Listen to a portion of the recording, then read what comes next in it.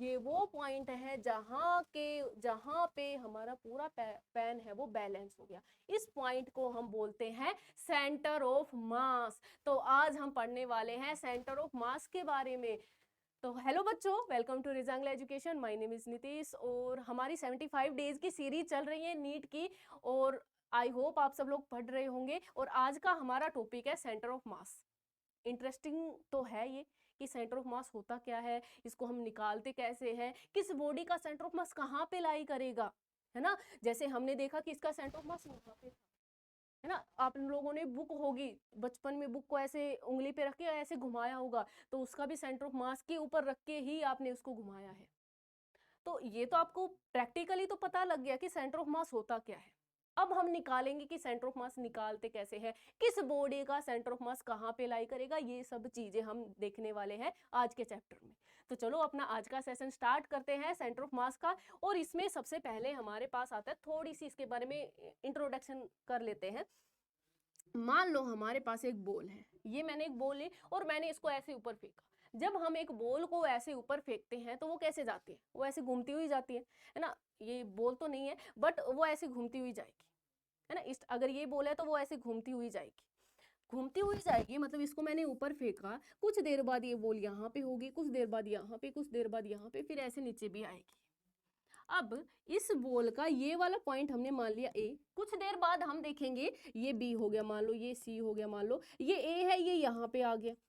कुछ देर बाद देखेंगे ए है वो यहाँ पे आ गया, थोड़ी देर बाद ए है ये यहाँ पे आ गया, है ना। ऐसे ही होता है। हाँ, अब ए है वो इस टाइप से चल रहा है, मतलब ये ए यहाँ पे गया, फिर ये यहाँ पे गया, फिर ये यहाँ पे गया, फिर ये यहाँ पे गया। अब ए ने तो स्ट्रेट लाइन मोशन नहीं ट्रेवल किया, ए तो नहीं जा रहा। लेकिन हमने तो पढ़ा है काइनेमेटिक्स में, हमने तो पढ़ा था कि हम एक बॉल को फेंकते हैं तो स्ट्रेट लाइन में जाती है वगैरह वगैरह, ये सब चीजें। एक चीज और देखते हैं, मान लो ये पेन है और इस पेन को मैंने ऐसे फेंका। पेन को फेंका मतलब इसको हमने ऐसे प्रोजेक्टाइल में फेंका है, ऐसे इस टाइप से, ठीक है। इस टाइप से फेंका है तो ये कैसे जाएगा, ये मान लो पेन की टिप हो गई, इस टाइप से जाएगा। ये ऐसे हो गई टिप, थोड़ी देर बाद देखेंगे ये ऐसे हो गई, थोड़ी देर बाद देखेंगे ये ऐसे हो गई हमारे पास, थोड़ी देर बाद देखेंगे ये ऐसे हो गई, थोड़ी देर बाद देखेंगे हमारे पास टिप है वो ये हो गई। इस टाइप से हमारी जो टिप है वो जा रही है, ठीक है। अब यहाँ पे टिप का मोशन देखो, टिप का मोशन देखो, टिप ने भी तो नहीं किया, टिप ने भी तो नहीं किया प्रोजेक्टाइल मोशन। लेकिन हमने तो पढ़ा है कि हम किसी बॉडी को ऐसे फेंकते हैं तो वो प्रोजेक्टाइल मोशन करती है। तो हमने क्या गलत पढ़ लिया? नहीं, वो हमारे पास किसके लिए था, वो हमारे पास था पॉइंट मास के लिए।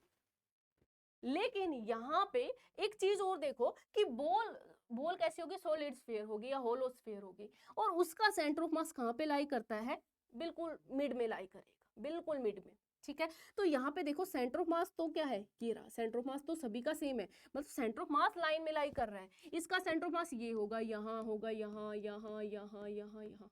हाँ, सेंटर ऑफ मास तो कैसे जा रहा है, सेंटर ऑफ मास तो प्रोजेक्टाइल में जा रहा है। हाँ, मतलब अगर कोई एक्सटेंडेड ऑब्जेक्ट भी है तो उसका centre of mass straight line में जाएगा, प्रोजेक्टाइल में जाएगा। हाँ, बाकी पॉइंट्स नहीं जा सकते, लेकिन इसका जो सेंटर ऑफ मास होगा वो तो कैसा जाएगा, स्ट्रेट लाइन में फेंकेंगे तो वो स्ट्रेट लाइन में जाएगा, प्रोजेक्टाइल में फेंकेंगे तो वो प्रोजेक्टाइल में जाएगा। तो हम जो लिखते हैं force is equal to net force, जो हम लिखते हैं यहाँ पे मास इनटू एक्सेलरेशन लिखते हैं, तो ये एक्सेलरेशन किसकी एक्सेलरेशन होती है, ये एक्सेलरेशन होती है सेंटर ऑफ मास की।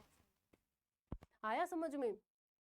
और हम लिखते हैं P net mass into velocity, और ये वेलोसिटी किसकी वेलोसिटी होती है, ये वेलोसिटी होती है सेंटर ऑफ मास की वेलोसिटी। हाँ, अब कुछ कुछ समझ में आ रहा है। पॉइंट मास जाएगा तो पॉइंट है तो उसका तो सेंटर ऑफ मास वही होगा, मतलब जो अगर हम किसी भी ऑब्जेक्ट को फेंकेंगे तो उसका सेंटर ऑफ मास उस पाथ में ट्रेवल करेगा। हाँ, ये बात हुई। चलो अब चलते हैं हम आगे। नेक्स्ट हमारे पास है axis of symmetry. Axis of symmetry क्या होता है, इसको एक एग्जांपल से समझते हैं। मान लो हमारे पास ये एक सर्कल है, स्फीयर है, कुछ भी मान लो, डिस्क है, रिंग है, कुछ भी मान लो। ये हमारे पास हो गई एक ट्रायंगल ले लो, ये हमारे पास एक ट्रायंगल हो गई, ठीक है। इन दोनों के बारे में बात करते हैं अभी। अब यहाँ पे मुझे ये बताओ एक्सिस ऑफ सिमेट्री क्या कौन सी है? एक्सिस ऑफ सिमेट्री मतलब वो एक्सिस जिसके इधर भी मास सेम हो, उस साइड भी मास सेम हो। जैसे अगर पहले इसकी बात करते हैं, अगर मैं यहाँ पे एक लाइन ड्रॉ कर दूं, क्या इसके ऊपर और इसके नीचे सेम है? नहीं, सेम नहीं है। कौन सी होगी इसकी एक्सिस ऑफ सिमेट्री? ये, इसके इधर जितना है उतना ही उस साइड है। तो ये हो गई हमारे पास, क्या हो गई? Axis of symmetry. Axis of symmetry. अब एक हमारे पास ऑब्जेक्ट है तो उसकी एक एक्सिस ऑफ सिमेट्री भी हो सकती है और एक से ज्यादा भी हो सकती है। जैसे इसकी देखो, इसकी ये हो गई एक्सिस ऑफ सिमेट्री, ये सेंटर हो गया, ठीक है। इसकी एक एक्सिस ऑफ सिमेट्री ये हो गई, क्योंकि इस एक्सिस सेम ही होगी। एक एक्सिस ऑफ सिमेट्री ये हो गई, एक ये हो गई। इसकी तो चाहे कितनी भी बना लो, इसकी तो क्या आएगी? सेम आएगी। इसकी क्या आएगी? सेम आएगी, ठीक है। तो ये हो गए हमारे पास एक्सिस ऑफ सिमेट्री। तो हम पढ़ क्यों रहे हैं? क्योंकि हमारा जो सेंटर ऑफ मास होता है वो कहाँ लाई करता है? Always lie on axis of symmetry. कहाँ पे लाई करेगा? हमेशा एक्सिस ऑफ सिमेट्री पे लाई करेगा। जैसे ये हमारे पास एक ट्रायंगल है तो इसका यहाँ पे कहीं पे भी लाई कर सकता है, लेकिन अभी तक हमें इतना पता लग गया कि जो मास होगा वो एक्सिस ऑफ सिमेट्री पे लाई करेगा, ठीक है। अब इसकी तो बहुत सारी एक्सिस ऑफ सिमेट्री है, तो सेंटर ऑफ मास वहीं लाई करेगा जहां पे इंटरसेक्शन हो रहा है। अगर एक से ज्यादा सिमेट्री है तो जहां पे उनका एक्सिस ऑफ सिमेट्री का इंटरसेक्शन हो रहा है वो पॉइंट क्या होगा हमारे पास? वो पॉइंट क्या होगा हमारे पास? सेंटर ऑफ मास। जैसे इसका ये क्या हो गया? सेंटर ऑफ मास, क्योंकि सभी का इंटरसेक्शन यहीं पे हो रहा है, सभी एक्सिस का इंटरसेक्शन यहीं पे हो रहा है, तो ये हो गया सेंटर ऑफ मास हो गया। तो एक्सिस ऑफ सिमेट्री तो एक इंटरेस्टिंग चीज है। जैसे मान लो मैंने ये बना दी एक होलो स्फीयर, तो बना दो, सॉलिड बना दो, कुछ भी, ये इसकी रेंज। अब इसकी एक्सिस ऑफ सिमेट्री में ये नहीं ले सकते, ये तो नहीं हो सकती। इसके नीचे और इसके ऊपर मास सेम है? नहीं, नीचे तो कुछ भी नहीं है, ऊपर तो पूरा हाफ हेमिस्फीयर है ना, सेमी हेमिस्फीयर, कुछ भी बोल दो। इसकी एक्सिस ऑफ सिमेट्री होगी ये वाली, क्योंकि इसके इधर भी मास उतना ही है, उतना ही। तो यहाँ पे जो हमारा ऑब्जेक्ट, जो हमारा सेंटर ऑफ मास होगा वो इसके ऊपर कहीं पे लाई करेगा, कहीं पे भी करेगा, वो हम बाद में देखेंगे कहाँ पे लाई करेगा, लेकिन इस एक्सिस के ऊपर ही लाई करेगा। हाँ, तो एक्सिस ऑफ सिमेट्री से हमें ये बात समझ में आ गई कि हमारा मास है वो कहाँ पे लाई करेगा, ठीक है। ठीक है, सेंटर ऑफ मास कहाँ पे लाई करेगा? एक्सिस ऑफ सिमेट्री पे लाई करेगा। चलो आगे चलते हैं। नेक्स्ट हमारे पास कुछ इंपॉर्टेंट पॉइंट्स आ रहे हैं, कुछ पॉइंट्स है जो हमें सेंटर ऑफ मास के बारे में याद रखने हैं। जैसे पहली तो डेफिनेशन ही है कि सेंटर ऑफ मास क्या होता है, कि जहाँ पे पूरी बॉडी का मास कंसंट्रेट होता है। सेकंड, जो हमारे पास दो चीजें होती है, एक सेंटर ऑफ मास आ गया, एक आ गया centre of gravity. Centre of gravity हम पहले पढ़ चुके हैं ना न्यूटन लॉ में, कि हमारे पास अगर एक ऑब्जेक्ट है, ये हमारे पास एक ऑब्जेक्ट आ गया, ठीक है, इसके अगर इसका मास m है तो इसके ऊपर नीचे की तरफ ग्रेविटी लगती है, ठीक है। तो उसका सेंटर क्या होता है? अगर हमारे पास स्मॉल ऑब्जेक्ट है, छोटा ऑब्जेक्ट है, छोटा सा ऑब्जेक्ट है, तो उसमें क्या होगा हमारे पास? जो सेंटर ऑफ मास होगा और जो सेंटर ऑफ ग्रेविटी होगा वो सेम पॉइंट पे लाई करेंगे फॉर स्मॉल ऑब्जेक्ट। ये नीट में पूछा गया है क्वेश्चन। सेम स्मॉल ऑब्जेक्ट के लिए सेंटर ऑफ मास और सेंटर ऑफ ग्रेविटी दोनों एक ही पॉइंट पे लाई करेंगे।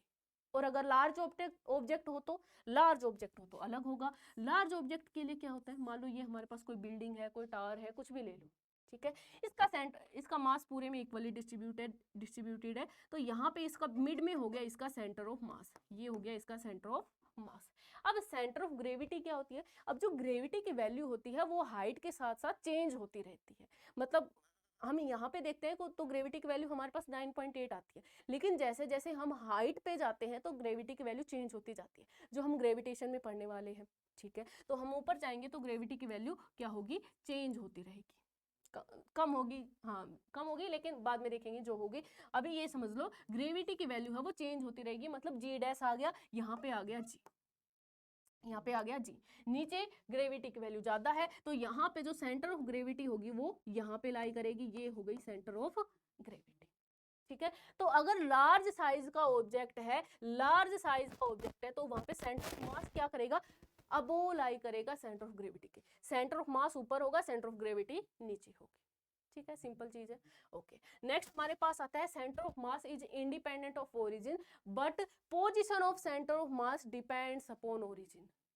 Centre of mass independent of origin है। जैसे मान लो एक एग्जांपल ले लेते हैं, हमारे पास ये कोई ऑब्जेक्ट है, ठीक है, ये हमारे पास कोई ऑब्जेक्ट है, स्क्वायर है, तो हमें पता है इस स्क्वायर का सेंटर ऑफ मास यहाँ पे लाई करेगा।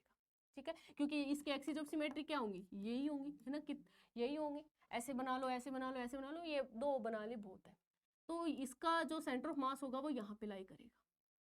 ठीक है, इसका सेंटर ऑफ मास तो यहीं पे लाई करेगा। ये तो ओरिजिन, अगर हम ओरिजिन चेंज कर देंगे, अगर हमने इसको ओरिजिन लिया तो भी सेंटर ऑफ मास यही होगा, अगर हमने इसको ओरिजिन लिया तो भी सेंटर ऑफ मास यही होगा। लेकिन हमने ये क्यों बोला, पोजीशन चेंज हो जाएगी, हाँ पोजीशन चेंज होगी। मान लो हमने इसको ओरिजिन लिया, हमने इसको ओरिजिन ले लिया, तो यहाँ पे क्या होगा, इसको हमने ओरिजिन लिया तो इसके रेस्पेक्ट में इसकी पोजीशन कुछ एक्स वाई कुछ भी आएगी।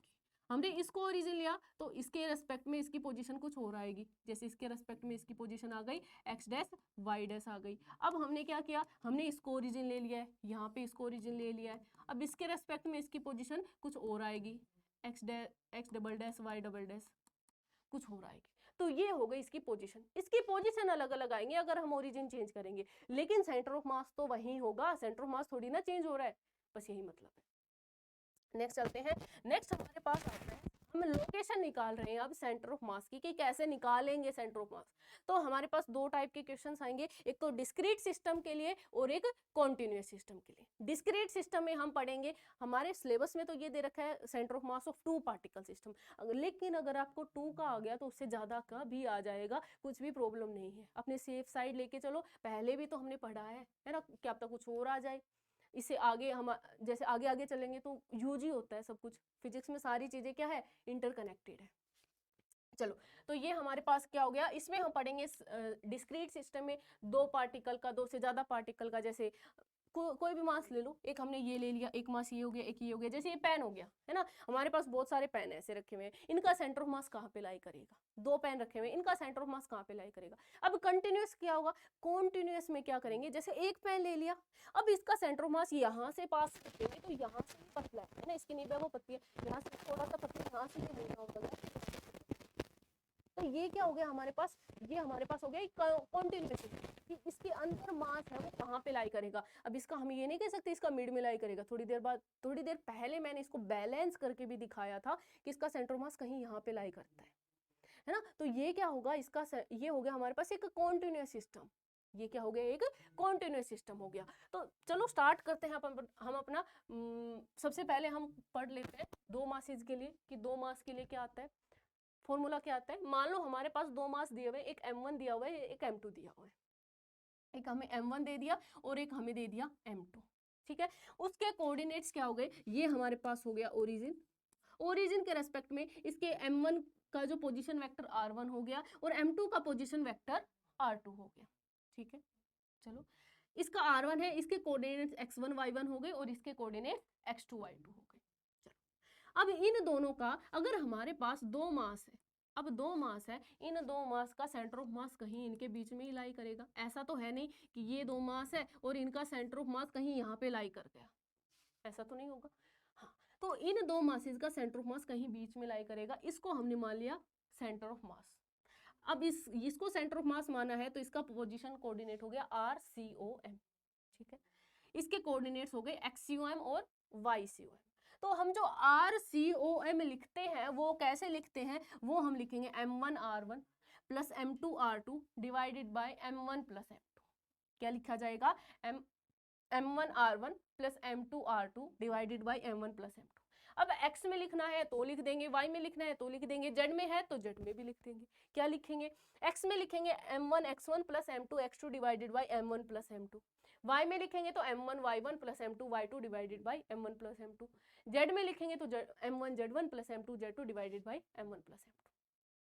अगर ये तो हो गए 2 सिस्टम के लिए, अगर 2 से ज्यादा सिस्टम है तो क्या करेंगे, 2 से ज्यादा सिस्टम के लिए भी हम निकाल सकते हैं, हमें कोई भी दिक्कत नहीं है। हमें मान लो निकालना है RCOM 2 से ज्यादा सिस्टम के लिए, तो हम क्या करेंगे, m1 r1 plus m2 r2 plus जितने भी है plus up to mn rn तो 4 M2 plus M1 plus M2 plus M4 to M, ये M3 हो गया है ना, कितने भी ले लो चाहे R3। तो ऐसे हम निकाल लेंगे, क्या दिक्कत है, ये तो हमें आता ही था, इसको पढ़ने में तो कोई दिक्कत आई नहीं हमें। हाँ ये तो इजी है। चलो अब इसका हम अगर डिफरेंशिएशन करते हैं, है ना, इसका क्या कर दो, डिफरेंशिएशन कर दो। आर का डिफरेंशिएशन क्या आएगा हमारे पास, डिस्प्लेसमेंट का डिफरेंशिएशन क्या आ गया, वेलोसिटी, तो v आ गया। हाँ r1 का v1, r2 का v2 divided by m1 plus m2। इसका फिर से डिफरेंशिएशन कर दो, ये क्या आ गया हमारे पास, acceleration of centre of mass क्या आ गई, m1 a1 plus m2 a2 divided by m1 plus m2। Easy है, इसके बारे में हम बाद में बात करेंगे, पहले हम इसी के बारे में बात करने वाले हैं, पोजीशन के बारे में।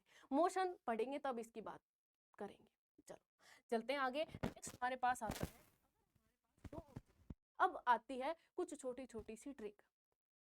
देखो क्या होगा, अगर हमारे पास दो ऑब्जेक्ट है m1 और m2 और उनके बीच में डिस्टेंस है r, तो इसके दो तरीके हैं मास निकालने के।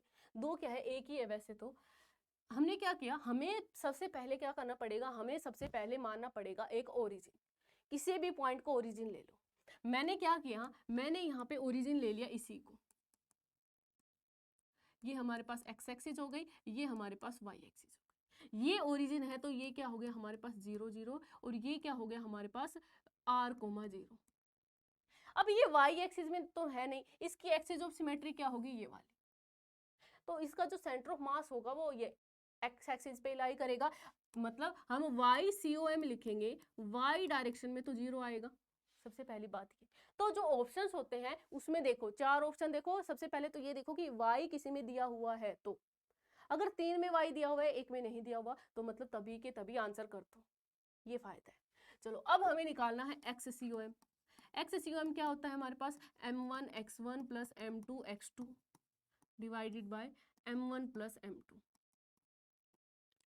अब m1 की वैल्यू क्या है, m1 की वैल्यू तो m1 ही है, कुछ वैल्यूज होगी तो हम वो पुट करेंगे। x1 की वैल्यू 0 है, इंटू 0 प्लस m2 की वैल्यू क्या है, m2 की वैल्यू m2 है, x2 की वैल्यू r है, divided by m1 plus m2। कितना आ गया हमारे पास, ये आ गया m2r divided by m1 plus m2। ये आ गया हमारे पास XCOM। दो पार्टिकल्स के लिए है तो ये तो ज्यादा इंपॉर्टेंट हो जाता है। अब ये तो आ गया एक्सियम। अब आपको करना क्या है, अब आती है ट्रिक। क्या करना है, देखो अगर हमारे पास दो मास दिए हुए हैं, एक m1 दिया हुआ है और एक m2 दिया हुआ है, तो कुछ मत देखो, उनके बीच में डिस्टेंस दी हुई होगी r। तो तुम्हें करना क्या है, वाला जो XCOM आया है ये कहाँ से आया है, ये वाली पोजीशन क्या है, m2 से है या फिर m1 के पास से है, ये m1 से इतनी दूरी पे आएगा, ये m1 से आएगा, ये वाली डिस्टेंस आएगी XCOM।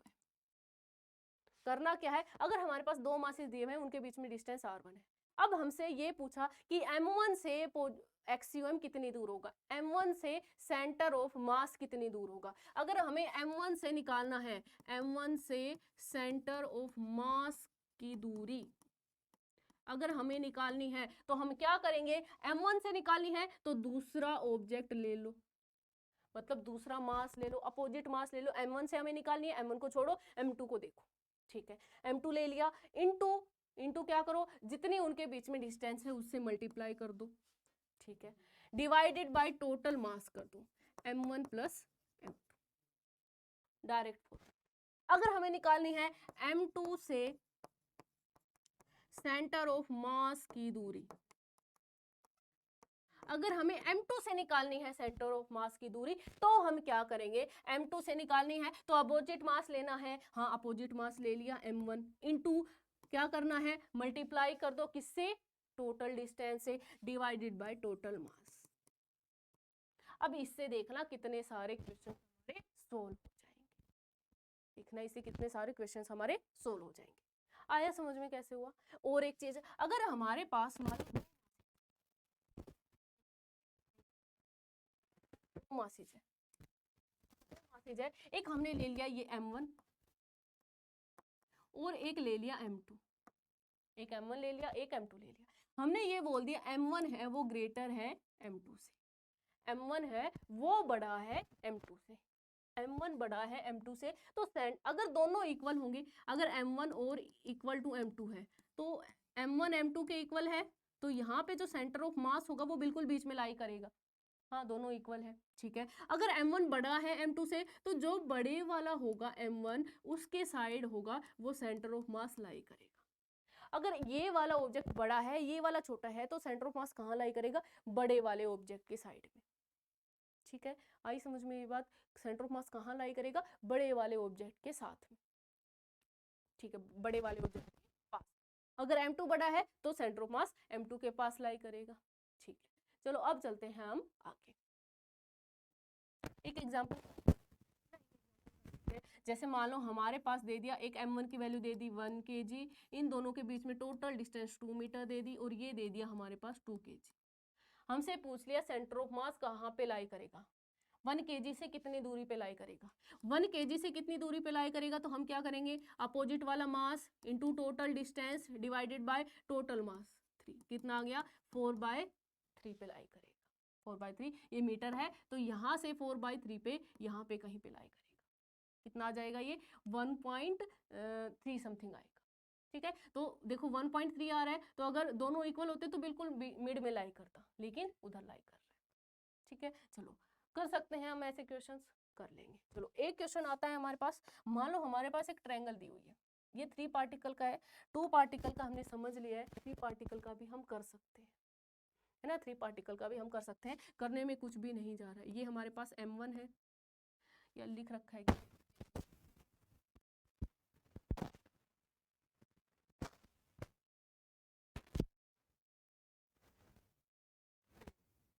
चलो देख लेते हैं, यहीं पे देखते हैं क्या है। हमारे पास 3 मासेज है, ये हमारे पास वैल्यूज दे देते हैं। मान लो ये हमारे पास m है, m1 की जगह m ले लिया, इसको हमने ले लिया m ले लिया, या 2m ले लो, इसको भी हमने 2m ले लिया, इसको हमने m ले लिया, ठीक है। हमसे पूछ लिया इनका सेंटर ऑफ मास कहाँ पे लाई करेगा, अगर ये एक इक्विलेटरल ट्रायंगल है, एक इक्विलेटरल ट्रायंगल है। सेम वही चीज कैसे करना है, इसमें क्या मानो, सबसे पहले ओरिजिन मानो, ये मानो हमने एक्स एक्सिस मान लिया, इसको हमने मान लिया वाई एक्सिस, तो ये हो गया हमारे पास ओरिजिन। अगर ये ओरिजिन हो गया मतलब ये 0 0 हो गया, सभी के कोऑर्डिनेट्स निकाल दो। इसके कोऑर्डिनेट क्या आएंगे, इसके कोऑर्डिनेट आएंगे हमारे पास ये a,0, इसके कोऑर्डिनेट a,0 आ गए। इसके कोऑर्डिनेट्स क्या आएंगे, देखो इसके कोऑर्डिनेट्स आ गए, ये a/2 होगा, तो a/2 कोमा ये वाली a/2 है, ये हमारे पास कितनी है, ये हमारे पास ये हमें निकालनी है, ये यहाँ से यहाँ, देखो अलग से बना देते हैं, यहाँ से यहाँ तक ये a/2 है, ठीक है। ये वाली a है, हमें ये x निकालनी है, ठीक है। यहाँ पे पाइथागोरस थ्योरम लगा दो, क्या आ जाएगा, a² = x² + a² 4, तो ये इधर आएगा, तो x² किसके इक्वल आएगा, a² - a² 4, 3a² 4, तो x की वैल्यू आ गई √3a/2, तो इसकी वैल्यू क्या हो गई, √3a/2, ठीक है, है। चलो अब निकाल दो इसके कोऑर्डिनेट्स, निकाल दो, XCOM निकालो पहले। XCOM क्या आएगा, m1 x1 + m2 x2 + m3 x3 divided by m1 + m2 + m3। Simple, क्या आ जाएगा, m1 की वैल्यू क्या है 2m, x1 की वैल्यू 0 + m2 की वैल्यू 2m, x2 की वैल्यू a + m3 की वैल्यू m, x की value a/2 divided by 2m और 5m। ये 0 हो गया, ये कितना आ गया 2m, m से m कैंसिल आउट हुआ, कितना आ गया 2a + a/2, 2a + a/2 divided by 5, कितना आ गया ये 4a + a/2, 5a/2, इसको इधर कर देते हैं, 5a/2 डिवाइडेड बाय 5, कहाँ पे आ गया, a/2 पे आ गया। x की वैल्यू तो कितनी आ गई, a/2 आ गई, x की वैल्यू तो a/2 आ गई, ये आ गया हमारे पास XCOM। YCOM और निकाल दो, YCOM कैसे निकालेंगे, m1 की value 2m plus 2m into इसका भी y coordinate 0 plus m into इसका y कोऑर्डिनेट 3a/,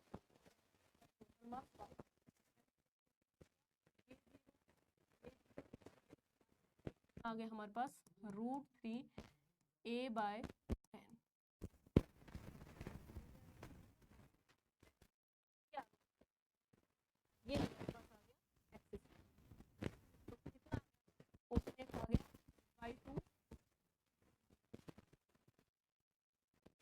अगर एक तरीके से और कर सकते थे क्या, हमें यहाँ पे ये पता है एक्सिस ऑफ सिमेट्री कौन सी होगी, ये वाली होगी axis of symmetry. Axis of symmetry होगी मतलब मास होगा वो यहीं इसी लाइन पे लाई करेगा।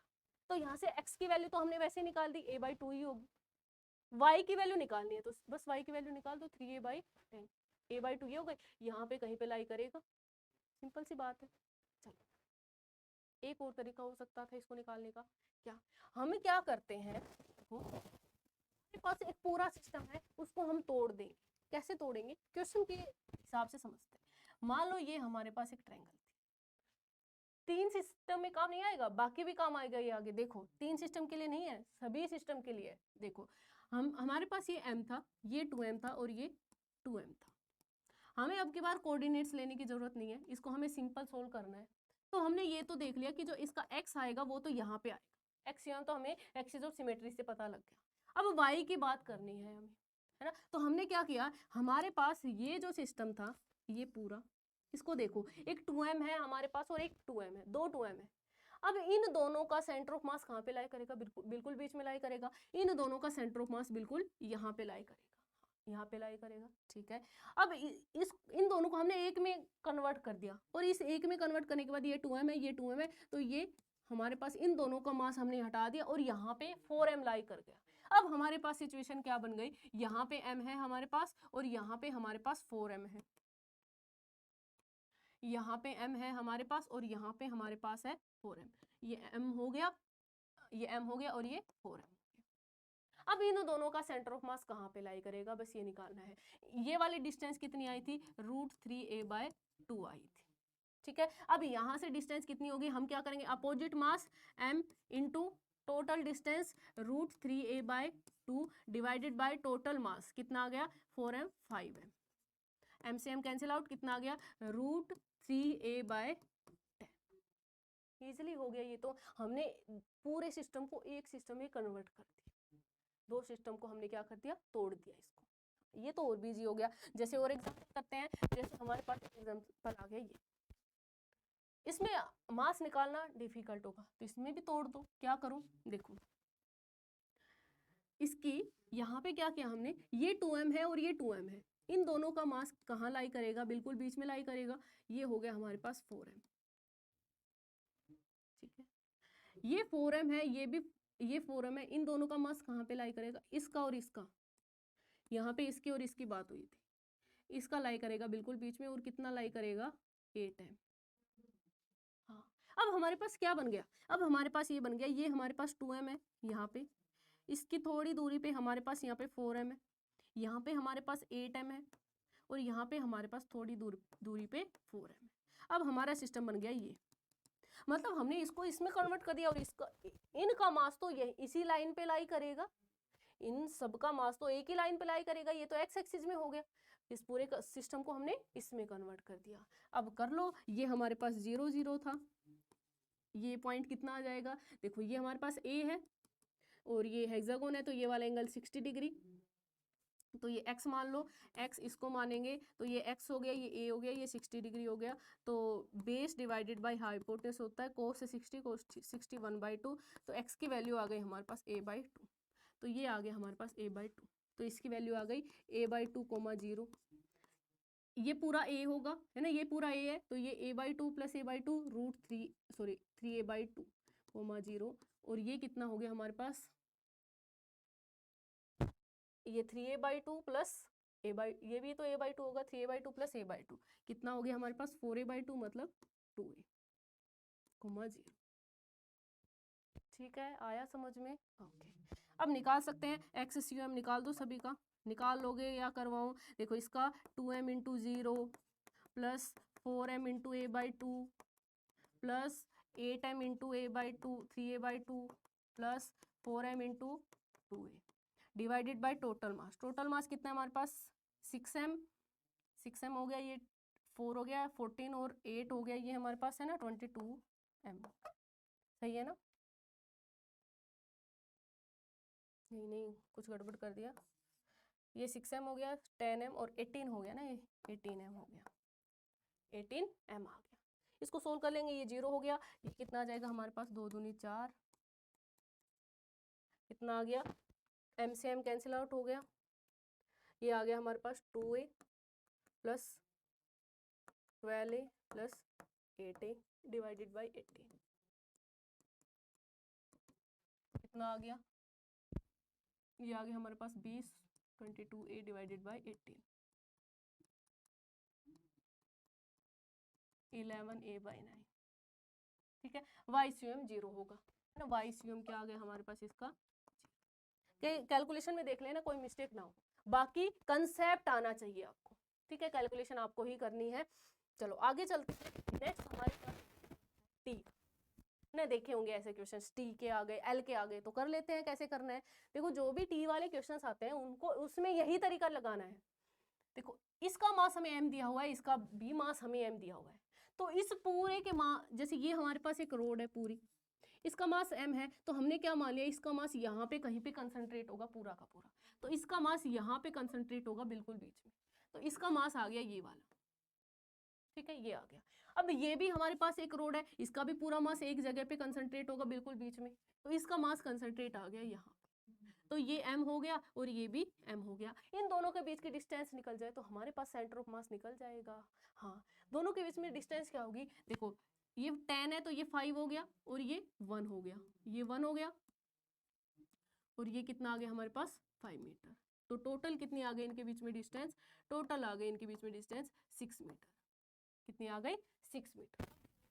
कितना आ जाएगा, किसी भी पॉइंट से निकालना हो, दे नहीं रखा, किसी भी पॉइंट से निकाल दो, मान लो इससे निकाल देते हैं, इससे कितनी दूरी पे होगा, तो कैसे निकालेंगे, opposite mass m into total distance, 6 metre है तो m 6 लिख देते हैं, डिवाइडेड बाय, ये m है और ये मीटर है, ध्यान रखना, divided by total mass 2m, capital M है, तो ये कैंसिल आउट हुआ, 2 3 6, तो x या YCM, x तो 0 आएगा, कितना आ गया 3 मीटर, कहाँ पे लाई करेगा, यहाँ पे 3 पे लाई करेगा, ठीक है, सिंपल है, कुछ भी नहीं है, इजी है। अब चलते हैं, हमारे पास और प्रॉब्लम आ रही है किसकी, एल की आती है, इसमें भी सेम ही काम करना है ना। हमने मान लिया ये हमारे पास x एक्सिस है, ये हमारे पास y एक्सिस है, ठीक है, ये x एक्सिस मान ली और यहाँ पे ये वाली मान ली, ये वाली मान ली हमने y एक्सिस। तो देखो ये हमारे पास पूरी L है, मास m है, ये भी L है, मास m है, इस पूरे का मास यहाँ पे कंसंट्रेट होगा m, इस पूरे का मास यहाँ पे कंसंट्रेट होगा m, इतना आना चाहिए, ठीक है। अब ये वाली डिस्टेंस कितनी आनी चाहिए, ये वाली आएगी L/2, ये हमारे पास ओरिजिन हो गया 0 0, और ये वाली भी आएगी कितनी L/2। अगर कोऑर्डिनेट्स लिखे तो इसके कोऑर्डिनेट्स हो जाएंगे L/2, 0 और इसके कोऑर्डिनेट्स हो जाएंगे 0, L/2, यही होंगे, ठीक है, यही होंगे, तो इसमें x भी आएगा और y भी आएगा, क्योंकि इनको अगर ज्वाइन करेंगे तो सेंटर ऑफ मास कहीं बीच में लाई करेगा, है ना, कहीं यहाँ पे लाई करेगा, तो इसमें तो x और y दोनों आएंगे, तो चलो निकाल देते हैं, पहले निकालते हैं XCOM, कितना आएगा, m1 की वैल्यू m इंटू x1 की value L/2 plus m2 into x की वैल्यू 0, नहीं इसकी x की वैल्यू कितनी आ गई 0, divided by total mass 2m, कितना आ गया m से m कैंसिल आउट, कितना आ गया L/4। YCOM निकाल दो, YCOM कितना आएगा हमारे पास, YCOM कितना आएगा m इंटू इसकी 0 प्लस m इंटू इसकी L/2 divided by total mass 2m, m से m कैंसिल आउट, तो YCOM कितना आ गया हमारे पास, YCOM आ गया L/, ठीक है, तो कहाँ पे लाई करेगा, L/4 पे लाई करेगा, ठीक है, L/4 को मैं L/4, ये यहाँ पे लाई कर जाएगा।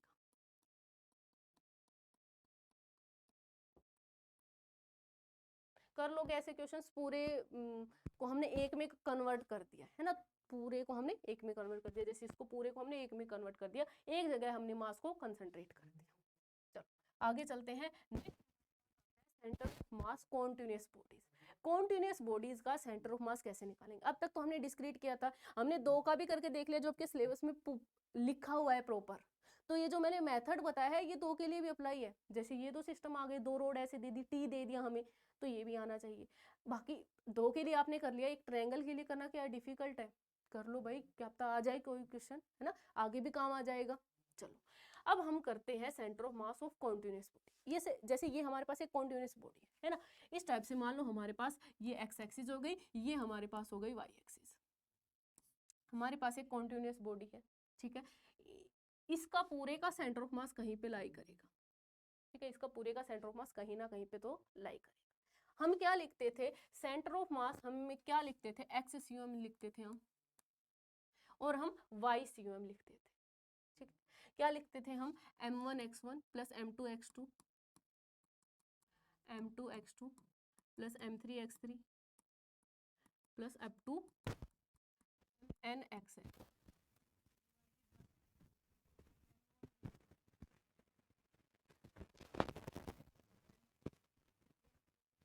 मैंने क्या किया, हमने लिख दिया इसको एक्स सी एम को मैंने लिख दिया, इसको ये भी तो लिख सकते हैं summation over m i x i i is equal to 1 to n divided by summation over i is equal to 1 to n m i, ठीक है, ये भी लिख सकते हैं, हाँ सही है। ये तो ऐसे ही हम y में भी लिख सकते हैं, हाँ y में भी लिख सकते हैं, y में भी लिख देंगे। तो अगर हम एक्स सी एम निकालना है अगर कॉन्टिन्यूस बॉडीज के लिए, तो मैंने आपको पहले भी बताया है कि डिस्क्रीट बॉडीज के लिए हम क्या करते हैं, समेशन का यूज करते हैं, काइनेमेटिक्स में मैंने बताया था। और कॉन्टिन्यूस बॉडीज के लिए हम क्या यूज करते हैं, कॉन्टिन्यूस बॉडीज के लिए हम इंटीग्रेशन का यूज करते हैं। कॉन्टिन्यूस बॉडीज के लिए हम इंटीग्रेशन का यूज करते हैं, क्योंकि डिस्क्रीट में तो हम गिन सकते हैं 1 2 3 4 ऐसे। कॉन्टिन्यूस बॉडीज में क्या होगा, हम इसमें छोटी छोटी चीजें लेंगे, इसको बहुत सारे छोटे छोटे टुकड़ों में तोड़ देंगे, dx dx dx dx बहुत ज्यादा छोटे टुकड़ों में, और उनको हम समेशन से ऐड नहीं करेंगे, उसको हम किससे ऐड करेंगे, इंटीग्रेशन से ऐड करेंगे। तो ये क्या आएगा, समेशन की जगह इंटीग्रेशन आ गया, ठीक है। ये क्या आ जाएगा हमारे पास x इंटू डी एम। क्या करेंगे इसमें, हम एक छोटा सा मास लेंगे, ठीक है, उसका मानेंगे हम dx मानेंगे उसका डिस्टेंस, ठीक है, ऐसे ऐसे हम करेंगे, आगे देखेंगे। तो यहाँ पे क्या आ गया, x into d m divided by integration over d m, ये आ जाएगा हमारे पास एक्स सी एम। ऐसे ही हम वाई सी एम निकालेंगे, वाई सी एम क्या आएगा हमारे पास, वाई सी एम हमारे पास आ गया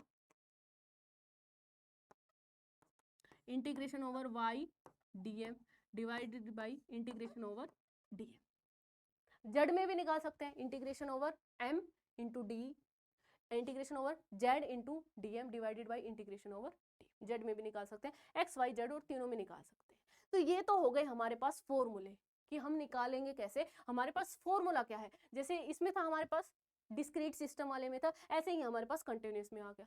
अब करते हैं इसको निकालेंगे कैसे, उसके लिए हमें सबसे पहले पढ़ना पड़ेगा, के लिए सबसे पहले हम पढ़ते हैं, इसको बाद में देखेंगे। सबसे पहले हमें पढ़ना पड़ेगा क्या, मास डेंसिटी।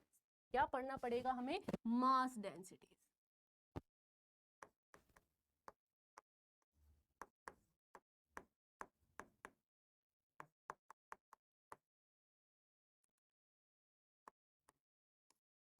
हम यहाँ पे पढ़ेंगे 3 टाइप की मास डेंसिटी, कौन कौन सी, एक लीनियर मास डेंसिटी, फिर आएगी एरिया वाली, और फिर आएगी वॉल्यूम। पहले लाइन वाली आएगी, फिर एरिया वाली आएगी, और फिर क्या आएगी, वॉल्यूम। 3 चीजें आएंगी। सबसे पहले हमारे पास आती है लीनियर मास डेंसिटी।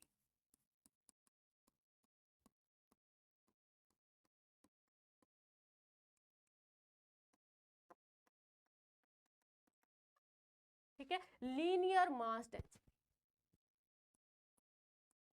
लीनियर का मतलब एक लाइन के लिए, जैसे एक लाइन मतलब हमारे पास एक रोड हो गई,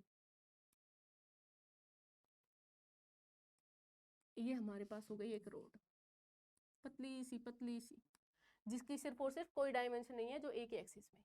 ये हमारे पास एक रोड हो गई जिसकी लेंथ हो गई l, ठीक है, जिसकी लेंथ हो गई l, और जिसका मास हमें दे रखा है m।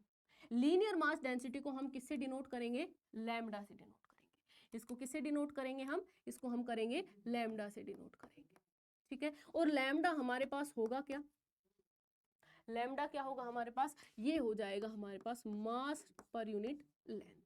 क्या होगा, मास पर यूनिट लेंथ। अब एक चीज और याद रखना, मैं यहाँ पे जो लिख रही हूँ ना, ये इतना ज्यादा इंपॉर्टेंट है, ये आपके पूरे 12th वाली जो फिजिक्स होती है, इलेक्ट्रोस्टैटिक्स वगैरह, उसमें भी काम आएगा। यहाँ पे हमारे पास लीनियर मास डेंसिटी है, वहां पे चार्ज आ जाएगा, एरिया वाले में फिर चार्ज आ जाएगा, वॉल्यूम वाले में भी चार्ज आ जाएगा। तो यहाँ पे मास डेंसिटी लिख रहे हैं, वहाँ पे चार्ज डेंसिटी पढ़ेंगे, लेकिन फॉर्मूले सिमिलर रहेंगे। जैसे यहाँ पे मास आ रहा है वहाँ पे चार्ज आएगा, ठीक है। तो ये हमारे पास आ गई लैम्डा, कितना आ गया m/l, which is equal to, इसमें हमने क्या किया, हमने एक छोटा सा मास ले लिया, dm ले लिया, और उसका और उसकी जो डिस्टेंस है वो कितने आ गई dx। तो इसको हम क्या लिखते हैं, dm/dx भी लिखेंगे। तो ये पूरा फॉर्मूला याद रखो। लैम्डा किसके इक्वल होगा, मास पर यूनिट लेंथ, किसके इक्वल होगा, मास पर यूनिट लेंथ, dm/dx के भी इक्वल होगा। ठीक है, आया समझ में। लीनियर मास किससे रिप्रेजेंट करेंगे, इसको हम लैम्डा से रिप्रेजेंट करेंगे। होगा क्या, lambda is equal to m/l, जिसको हम लिखेंगे dm/dx। तो नेक्स्ट हमारे पास आता है सरफेस मास डेंसिटी। ये हमारे पास हो गया लीनियर मास डेंसिटी। नेक्स्ट आ जाएगा हमारे पास सेकंड आता है surface mass density.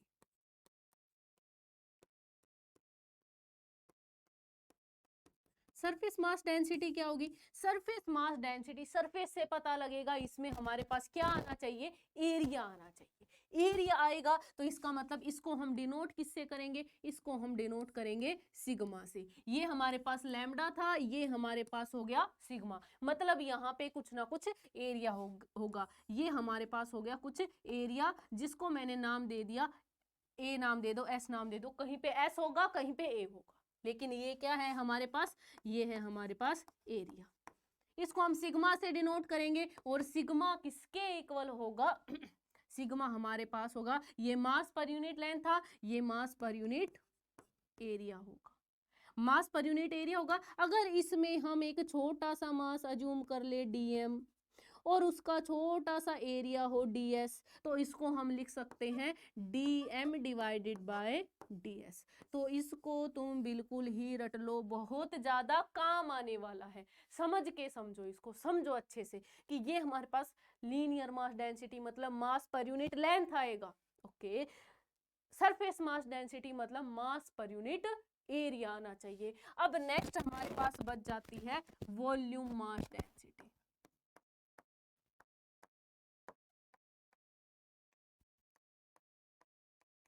Volume mass density, volume mass density में क्या आएगा, इसमें मास पर यूनिट वॉल्यूम आएगा, और इसको हम किससे डिनोट करेंगे, इसको हम डिनोट करेंगे रो से, इसको हम किससे डिनोट करेंगे, रो से। तो ये क्या आएगा, हमारे पास रो आ गया। मान लो हमारे पास कुछ भी है, ये हमारे पास हो गया एक स्फीयर हो गया, वॉल्यूम स्फीयर हो गया, हमारे पास कोन हो गया, सिलेंडर हो गया, क्यूब हो गया, ये सब क्या हो गए, वॉल्यूम में आएंगे। इसमें हमने इसका वॉल्यूम मान लिया हमने, इसका वॉल्यूम कितना है, इसका वॉल्यूम हमने v मान लिया, इसका मास हमने m मान लिया, जैसे इसका मास कैपिटल m था, इस पूरे का मास था कैपिटल m।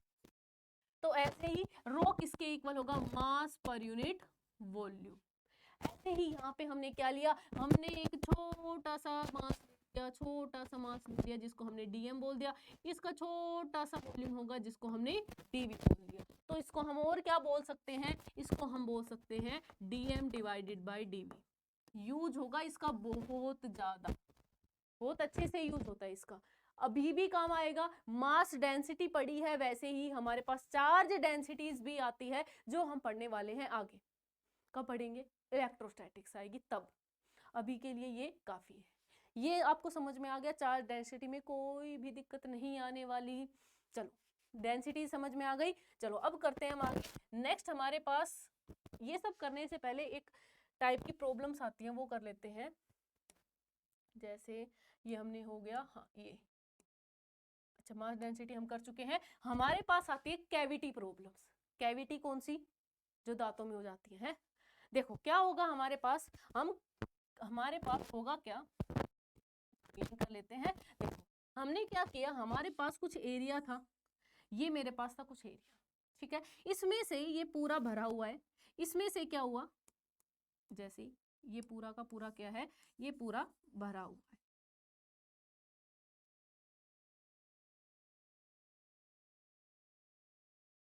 ये पूरा भरा हुआ है। अब इसमें से क्या किया हमने, इसमें से हमने ये इतने वाला एरिया काट लिया, इतने वाला ये वाला एरिया हमने कट कर लिया।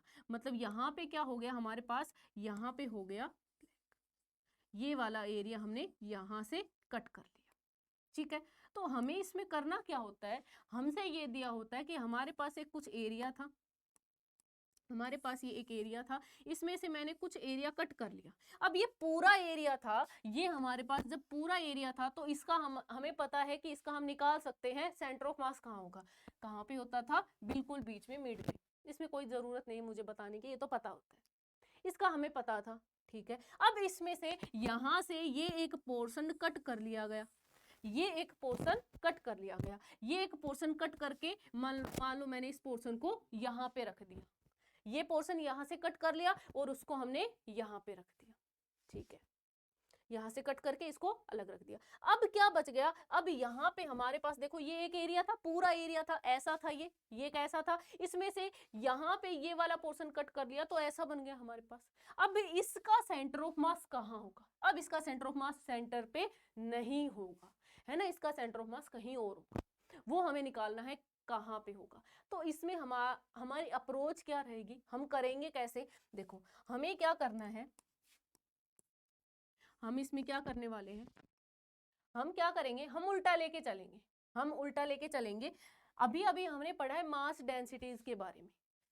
अगर हमारे पास देखो, हमारे पास एक, ये मेरे पास एक बकेट है, मान लो इसमें पानी भरा हुआ है, इसमें पानी भरा हुआ है, पानी की डेंसिटी होती है हमें पता है, ठीक है, ये हमारे पास पानी है और पानी की डेंसिटी है, ठीक है।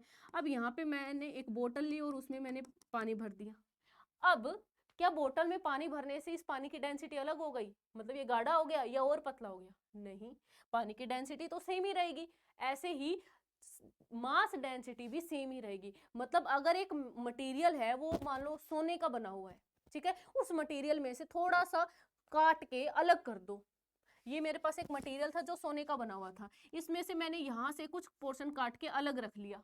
अब ऐसा थोड़ी है कि ये सोने का है और ये हमारे पास चांदी का हो गया, नहीं, ये भी तो सोने का ही मिलेगा, मतलब दोनों की डेंसिटी सेम रहेगी। यही मैंने इसमें समझाया है कि हमारी अप्रोच क्या रहेगी कि डेंसिटी सेम रहेगी। मतलब ये हमारे पास पूरा पोर्शन था, पूरा पोर्शन था, इसमें से यहाँ से हम एक पोर्शन काटेंगे तो उसकी डेंसिटी भी तो सेम ही रहेगी, उसकी डेंसिटी भी सेम ही रहेगी। बस इतना समझ में आना चाहिए था, बाकी हम कर लेंगे। चलो अब हम करते हैं क्वेश्चन। ये हमारे पास था एक एरिया, ठीक है, ये हमारे पास एक एरिया था, हमने इसमें से ये वाला पोर्शन कट कर लिया, हमारी अप्रोच बता रहे हैं कैसे करेंगे, ये वाला पोर्शन कट कर लिया, ठीक है, हमारे पास क्या आ गया, ये आ गया, ठीक है। इसकी ये पूरा हमारे पास ये पूरा था, इसकी मास डेंसिटी हमने क्या मान ली, इसकी जो सरफेस डेंसिटी थी वो सिग्मा थी, इसकी सरफेस डेंसिटी भी सिग्मा होगी, इसकी सरफेस डेंसिटी भी सिग्मा होगी।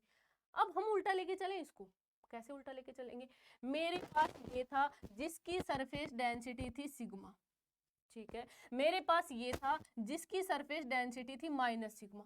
हाँ, माइनस नहीं होता है, मास भी माइनस नहीं आएगा, लेकिन क्वेश्चन को करने के लिए हमने क्या मान लिया कि इसकी सरफेस डेंसिटी क्या है, माइनस सिग्मा, और हमने इसको यहां से उठा के इसके ऊपर रख दिया।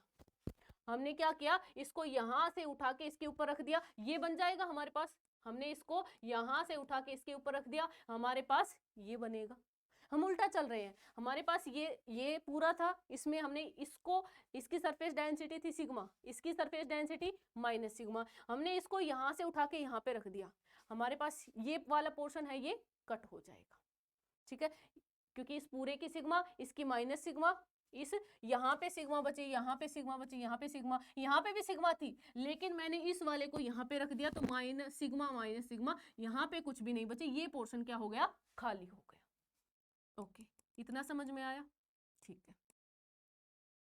अब देखो, अब इसका मास निकाल लेते हैं। अब हमारे पास सिस्टम ये, अगर हमें ऐसा क्वेश्चन दिया मिले तो हमारे पास सिस्टम ये मिलेगा कि जिसमें एक की डेंसिटी सिग्मा है और एक की माइनस सिग्मा है, मतलब इसका मास हमने मान लिया m1 होगा और इसका मास होगा वो क्या होगा, m2 होगा, ठीक है। m1 निकाल सकते हैं, मान लो इसकी रेडियस r है, इसकी रेडियस r दी हुई है, हमने ये मान लिया कि यहाँ से यहाँ तक की ये पूरी रेडियस r है और ये r/2 है, ऐसा कुछ क्वेश्चन में दिया मिलेगा। ये r है तो ये कितनी हो गई हमारे पास, ये पूरी r, तो ये r/2 हो गई, ये क्वेश्चन में दिया मिलेगा कि कितनी रेडियस दे रखी है या क्या कुछ भी दे रखा है। इसका मास कितना होगा, मास हमारे पास कितना होगा, हमें पता है सिग्मा किसके इक्वल होता है, mass by area, mass by area. तो मास किसके इक्वल होगा, सिग्मा इंटू एरिया के। तो मास किसके इक्वल आ गया, सिग्मा इंटू इसका एरिया कितना हो गया, पाई आर स्क्वायर। ठीक है, इसका ये m1 हो गया, m2 किसके इक्वल आएगा, m2 आ गया हमारे पास, मास इसका हो गया इसका surface density minus sigma, area कितना आ गया, पाई आर स्क्वायर बाय। ठीक है, इस पूरे का सेंटर ऑफ मास कहाँ पे होगा, इस पूरे का सेंटर ऑफ मास, इस पूरे का सेंटर ऑफ मास हमारे पास यहाँ पे लाई करेगा, ये हो गया इसका सेंटर ऑफ मास, और इसका सेंटर ऑफ मास यहाँ पे लाई करेगा, ये हो गया इसका सेंटर ऑफ मास। अब हमारे पास क्वेश्चन है वो किस में कन्वर्ट हो चुका है, वो हो चुका है कि इसका सेंटर ऑफ मास ये है, इसका सेंटर ऑफ मास ये है, थोड़ा पास रख देते हैं, इसका सेंटर ऑफ मास ये है, ये इसका है और ये इस वाले का है। अब इन दोनों के बीच की जो डिस्टेंस होगी, सेंटर ऑफ मास के बीच की डिस्टेंस, जैसे यहाँ पे देखो वो तो अलग अलग है, या इस बाहर वाले के सेंटर ऑफ मास ये है, अंदर वाले का सेंटर ऑफ मास ये है, ये वाली डिस्टेंस कितनी आ गई, r/2। इन दोनों के बीच की डिस्टेंस कितनी है, r/2। इसका मास m1 है, इसका मास m2 है। हमें निकालना है सेंटर ऑफ मास कहाँ पे होगा, इस वाले का। तो हम ये निकाल लेते हैं कि m1 से कितनी दूरी पे होगा, m1 से कितनी दूरी पे होगा। अब तो ये सेम ही क्वेश्चन बन गया कि दो मासीज है, उनके बीच की डिस्टेंस हमें दी हुई है और हमें सेंटर ऑफ मास निकालना है। हमने इस पूरे क्वेश्चन को इसमें कन्वर्ट कर दिया। ठीक है, चलो कर देते हैं। तो सेंटर ऑफ मास हमारे पास कहाँ पे होगा, कितना होगा, एक्स सेंटर ऑफ मास यहाँ पे कर देते हैं, कितना आ जाएगा हमारे पास, अपोजिट मास मतलब m2 इंटू टोटल डिस्टेंस मतलब r/2 इंटू टोटल मास मतलब m1 plus m2। Value put कर दो, m2 की वैल्यू कितनी है हमारे पास, m2 की वैल्यू हमारे पास है, m2 की value minus sigma into pi r square by 4 divided by m1 plus m2 कितना है, sigma pi r square, sigma pi r square plus minus sigma pi r square by 4 into क्या है हमारे पास 2 है। कितना आ गया हमारे पास XCOM आ गया, सिग्मा सिग्मा सिग्मा सारा कैंसिल आउट हुआ, पाई से पाई कैंसिल आउट हुआ, और क्या कैंसिल हो गया, हो रहा है देखो देखो, इंटू आर भी तो रह गया ये, आर स्क्वायर से आर स्क्वायर कैंसिल आउट हुआ, ऊपर क्या बच गया हमारे पास, ऊपर बच गया r/4 डिवाइडेड बाई नीचे बच गया ये 1 माइनस 1/4 मतलब 3/4 इंटू 4 से 4 कैंसिल आउट हुआ, ये माइनस भी था आगे, तो XCOM आ गया हमारे पास -r/6। माइनस का मतलब r/6 आया, मतलब सेंटर ऑफ मास कहाँ पे लाई करेगा, माइनस का मतलब इधर है ना, प्लस आता तो इधर, माइनस आया है तो यहाँ पे, ये मान लो हमारे पास 0 0 है तो यहाँ पे कहीं पे r/6 होगा। क्या हो गया ये, रुको क्या हुआ ये,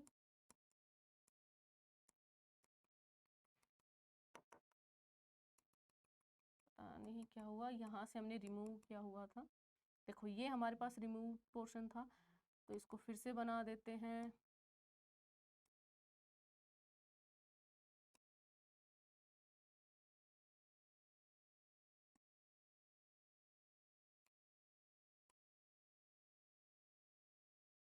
ठीक है, ये हमारे पास रिमूव पोर्शन था, और ये कैसा था हमारे पास, ये ऐसा था। तो हमारे पास जो सेंटर ऑफ मास निकल के आया है वो कहाँ पे निकल आया है, ये हमारे पास पूरी की पूरी रेडियस r थी, तो सेंटर ऑफ मास हमारे पास आ गया यहाँ पे आ गया सेंटर ऑफ मास r/6 पे, यहाँ से r/6 डिस्टेंस पे दिख रहा है, r/6 डिस्टेंस पे आ गया सेंटर ऑफ मास, आ गया r/6 डिस्टेंस पे, यहाँ से आया समझ में। करना क्या है फिर से बताते हैं, देखो डिटेल में किया है हमने ये, क्योंकि इसको डिटेल में करना पड़ेगा। क्या करना है, हमारे पास ये दिया हुआ मिलेगा, क्या दिया हुआ मिलेगा कि हमारे पास एक इस टाइप से एक स्फीयर है, उसमें हमने एक कैविटी कर दी। ठीक है, हमारी अप्रोच क्या रहेगी, हम इसको उल्टा लेके सोल्व करेंगे। हम मतलब हमारे पास एक स्फीयर ये थी और एक स्फीयर ये थी, इसकी सिग्मा थी, इसकी माइनस सिग्मा थी, इस पूरे की सिग्मा थी, हर जगह पे सिग्मा थी। मैंने इसको उठा के इसके ऊपर रख दिया, इसको उठा के यहाँ पे इसके ऊपर रख दिया, जैसे यहाँ पे रखा हुआ है ना। तो इसको उठा के यहाँ पे रख दिया, इसको यहाँ से उठाया और यहाँ पे रख दिया। तो इसकी सिग्मा थी, इसकी हर जगह पे सिग्मा थी, यहाँ पे भी सिग्मा थी, लेकिन इसको यहाँ पे रखा तो माइनस सिग्मा इसकी हो गई 0। मतलब यहाँ वाला पोर्शन क्या हो गया, खाली हो गया। ये वाला पोर्शन क्या हो गया, खाली हो गया। बचा क्या हमारे पास, इस टाइप से बच गया, ये और ये बच गया। ठीक है, अब इसको करेंगे कैसे? इसको करने के लिए हमारे पास हमने लिए इसकी सिग्मा, इसकी माइनस सिग्मा, हमने दोनों का मास निकाल लिया। मास निकालने के बाद ये ऐसे कन्वर्ट हो गया। इसका सेंटर ऑफ मास यहाँ होता है, इसका यहाँ होगा, क्योंकि ये दोनों कैसे है, सर्कल है, बिल्कुल बीच में होगा। तो इसका m1 हो गया, इसका m2 हो गया। अब ये पहले वाला क्वेश्चन बन गया कि दो मास है हमारे पास, उनके बीच में डिस्टेंस है r, जो भी डिस्टेंस है, तो इससे डिस्टेंस निकालनी है तो m2 into total distance divided by total mass. एक क्वेश्चन और कर लेते हैं। देखो, जैसे ये क्वेश्चन हो गया, इसमें हमारे पास क्या था, एक हमारे पास स्क्वायर था, इसमें ये वाला पोर्शन हमने इसके ऊपर रख दिया। करेंगे कैसे, उल्टा करेंगे। हमारे पास एक स्क्वायर था, इसकी सरफेस डेंसिटी हमने सिग्मा मान ली, इसकी हमने क्या मान ली, माइनस सिग्मा। तरीका है ये करने का, मास नेगेटिव नहीं होता है। इसको इसके ऊपर रखा तो हमारे पास ये मिला, बीच वाला पोर्शन क्या हो गया, गायब हो गया। ठीक है, इसका मास निकाल लो। इसका मान लो इसकी सारी की सारी साइड्स है वो a है। ठीक है, ये हमारे पास हो गई a/2 हो गई। ठीक है, चलो इसका एरिया इसका मास निकाल लो m1। m1 कितना हो जाएगा, इसका सिग्मा इंटू इसका एरिया। एरिया क्या आ गया हमारे पास, इसका एरिया हो जाएगा a²। सिंपल।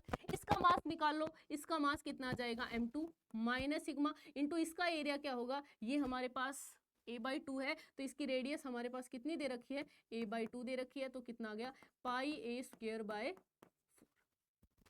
ठीक है, चलो अब हमारे पास ये किस में कन्वर्ट हो गया, इसका सेंटर ऑफ मास यहाँ पे मिड में लाई करेगा, इसका भी सेंटर ऑफ मास यहाँ पे मिड में लाई करेगा। तो क्वेश्चन क्या बन गया, अब क्वेश्चन ये बन गया, इन दोनों के, इसका सेंटर ऑफ मास यहाँ पे लाई करेगा स्क्वायर का, और इसका यहाँ पे, दोनों के बीच में डिस्टेंस हो गई a/2, ये m1 हो गया, ये m2 हो गया। क्या आ जाएगा, XCOM कितना आ गया हमारे पास, XCOM आ गया opposite mass m2 into a/2 divided by m1 plus m2। Value put करो, m2 की वैल्यू कितनी है, minus sigma πa²/4 divided by ये 2 है, इंटू m1 प्लस m2 कितना आएगा, sigma a² minus sigma πa²/4। Sigma sigma sigma cancel out हुआ। ठीक है, अच्छा इंटू a भी है ये हमारे पास, a² कैंसिल आउट हुआ। कितना बच गया हमारे पास, ऊपर बच गया πa/4, नीचे बच गया हमारे पास कितना बच गया, 1 माइनस π/4 इंटू। ठीक है, ये बच गया हमारे पास, क्या आ गया, XCOM हमारे पास आ गया।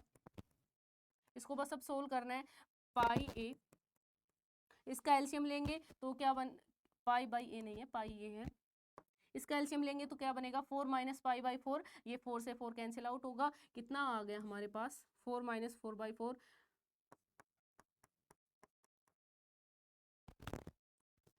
4 माइनस, सही देखो, सही कर रहे हैं ना, अच्छा ये नेगेटिव भी है, 4 माइनस पाई इंटू ये आ गया 8 माइनस 2। ठीक है ना, देखो कहीं पे गड़बड़ नहीं होनी चाहिए। माइनस सिग्मा इंटू πa²/4 रखा इंटू a/2। ठीक है, सिग्मा a² आ गया, इसका एरिया माइनस सिग्मा πa²/4, ये कैंसिल आउट हुआ, 4 माइनस पाई आ गया। ठीक है, इंटू 2। ओके, यहाँ से हमने एलसीएम लिया तो 4 माइनस पाई कैंसिल आउट हुआ। ठीक है, कितना आ गया हमारे पास, πa divided by 4 minus pi into. ठीक है, ये हमारे पास आ गया XCOM आ गया, इसका सेंटर ऑफ मास आ गया। ठीक है, चलो आगे चलते हैं। अब हम कर लोगे ऐसे क्वेश्चन जो हमारे जो कैविटी वाली प्रॉब्लम्स होती हैं हो जाएंगी। ठीक है, चलो आगे चलते हैं। नेक्स्ट हमारे पास आता है, ये हम कर चुके हैं, नेक्स्ट आता है हमारे पास एक्सियोम। ये आता है ऑफ डिफरेंट बॉडीज। कुछ बॉडीज की हमें सेंटर ऑफ मास पता होना चाहिए कि कितना होता है। देखो जैसे हमारे पास हो गया सेमी सर्कुलर रिंग हो गया, सेमी सर्कुलर रिंग है तो उसका कितना होना चाहिए, सेमी सर्कुलर रिंग है, ये हमारे पास सेमी सर्कुलर रिंग है। देखो इसका इसकी एक्सिस ऑफ सिमेट्री हमने क्या निकाली थी, ये निकाली थी। रिंग मतलब रिंग कैसी होगी कि जिसके बाहर वाला पोर्शन होगा अंदर से खाली होगी, तो इसकी एक्सिस ऑफ सिमेट्री ये है, तो इसके इसी कहीं पॉइंट पे होना चाहिए। तो इसका जो है सेंटर ऑफ मास होता है वो कहाँ होता है, यहाँ से इस पॉइंट से कहाँ पे होता है, 2r/π डिस्टेंस पे। सेमी सर्कुलर डिस्क का कितने पे होता है, यहाँ से इस पॉइंट से 4r/3π पे। होलोस्फेयर देखो यहाँ पे हम सेमी की बात करेंगे, सेमी होलोस्फेयर, क्योंकि हम देखो पूरे का तो हमें पता है बिल्कुल ही सेंटर पे लाई करेगा, सेमी का हमें देखना है। सेमी होलोस्फेयर का कहाँ पे होगा, यहाँ से सेंटर से लेके r/2 पे। सॉलिड सेमी हेमिस्फेयर का कहाँ होगा, 3r/8 पे। ये आपको याद करने पड़ेंगे, डायरेक्ट आते हैं ये, इसका कहाँ पे है, इसका कहाँ पे है, याद करने हैं, कुछ भी नहीं है।